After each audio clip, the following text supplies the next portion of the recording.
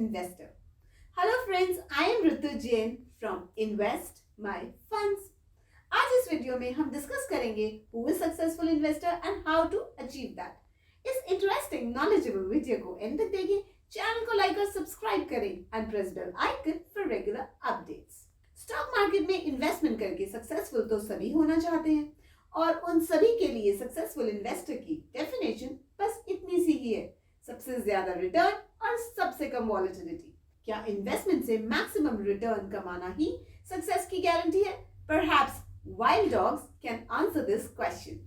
क्या आपको पता है wild dogs are the most successful hunters in the wild? ऐसा क्यों?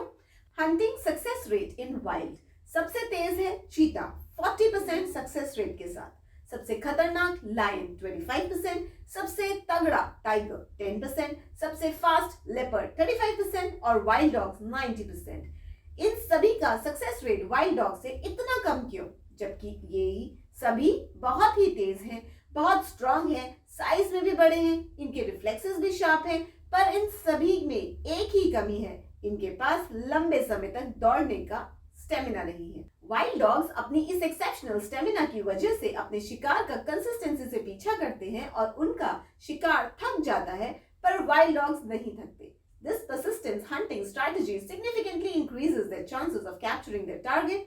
Wild dogs बाकी predators की तरह ना तो बहुत strongest है, ना largest है और ना fastest है, पर फिर भी वो successful hunters हैं। Similarly, equity investment strategies में sustainability और consistency important है। वेल्थ क्रिएशन के लिए इन्वेस्टमेंट रिटर्न्स लंबे समय के लिए बहुत जरूरी है। अलग अलग टाइम फ्रेम में सेंसेक्स का 25% या उससे ज्यादा का रोलिंग रिटर्न्स चेक करने पर पता चला 1 ईयर रोलिंग में 15 टाइम्स, 5 ईयर रोलिंग में 8 टाइम्स, 10 ईयर रोलिंग में 4 टाइम्स, 15 ईयर्स में nil, 20 ईयर्स में nil, 25 years nil, 30 years nil, 40 years nil। History suggest करती है कि ज्यादा हाई रिटर्न्स का are neither sustainable nor replicable under long duration. तो वापस से वही क्वेश्चन है कि फिर क्या?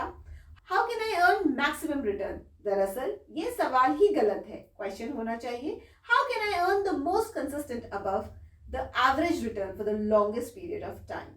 यही सही सोच है और यही सही इन्वेस्टर की निशानी है। इन्वेस्टर को वेल्थ जनरेट करने के लिए एवरेज रिटर्न से थोड़ा ज्यादा कमाना है लंबे समय के लिए। कंपाउंडिंग हमेशा मार्केट को टाइम करने में नहीं बल्कि टाइमिंग करने में है। क्विक और ज्यादा हाई रिटर्न्स एक मिराज को चेस करने की तरह है, इन्वेस्टर को इसे अवॉइड करना चाहिए। इन्वेस्टमेंट्स ऑब्जेक्टिव्स बहुत जरूरी है। Hope you unlock your wealth with consistent and persistent investing with mutual fund investment plans. If you have any other questions, you can ask me in the comment section below. Till then, keep investing.